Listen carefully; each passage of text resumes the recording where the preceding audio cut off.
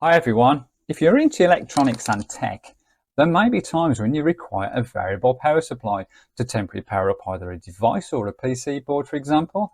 Now, bench power supplies can be quite expensive and a little bit clunky, and so this little USB powered variable power supply may be just what's required.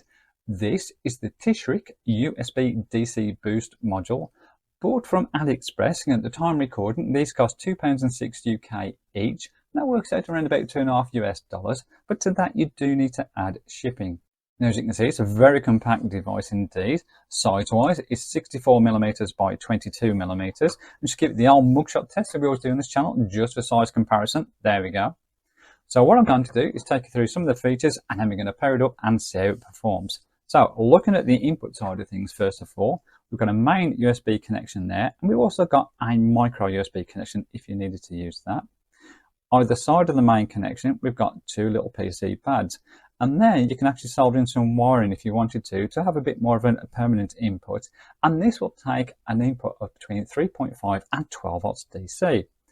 Below that, what we've got our little pot, and that's for varying the voltage output. We've got a nice 3-digit LED display there.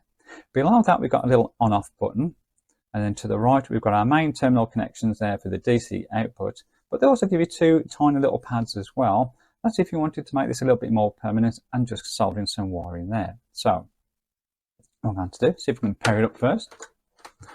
Get my little USB lead that's fighting me at this moment in time. Upside down as usual. There we go. So immediately it's paired up, and you can see there we've got 2.9 volts. So if I adjust this pot, you can see it's bringing that voltage right down. Now, what I understand with this, the actual voltage, the output, you can vary between 1.2 and 24 volts DC. So let's wind it up. Let's see if we can get that 24 volts. You can see it climbing up.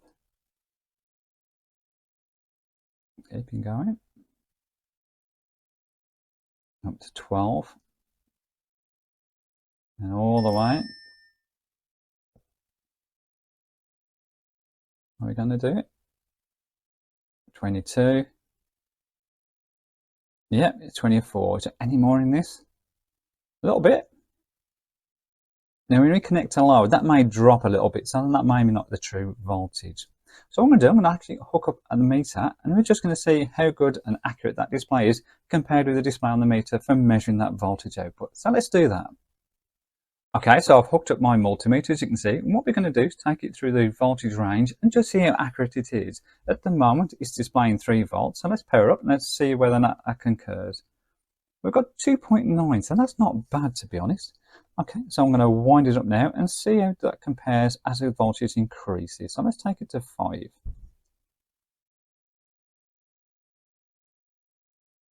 .05. That's 4.9, so we're around about 0.1 of a volt out.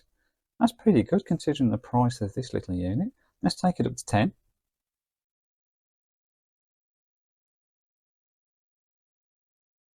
Nearly there. 10 volts. 9.8, so that's 0.2 of a volt out. Let's increase it. Let's go all the way up to 15.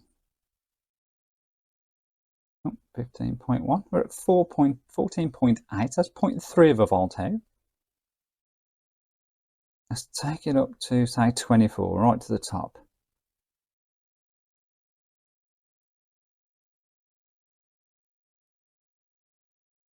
.24, 23.5. So we've got a variation between 0.1 and 0.5 of volt as we go up the voltage range. And to be honest, considering the price point of this little unit, that's not too bad.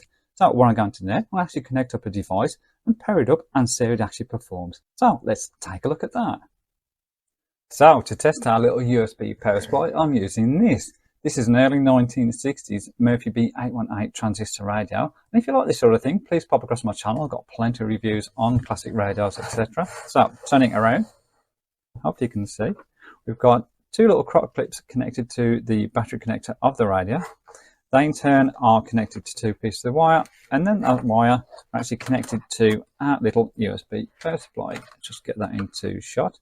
So this takes around about 9 volts. So I'm going to pop this on and see if we can actually get some power. Sitting at 8.97. Let's switch it on. League Cup semi-final. And there we go. Liverpool against Tottenham will be here on Friday night because that's when the FA Cup fourth round weekend begins. We'll have full commentary. Now, bearing in mind, this is out by about 2 volts. It's probably sitting about 8.7 volts. In fact, what I'm going to do is see if we can just measure that. Let's put power on.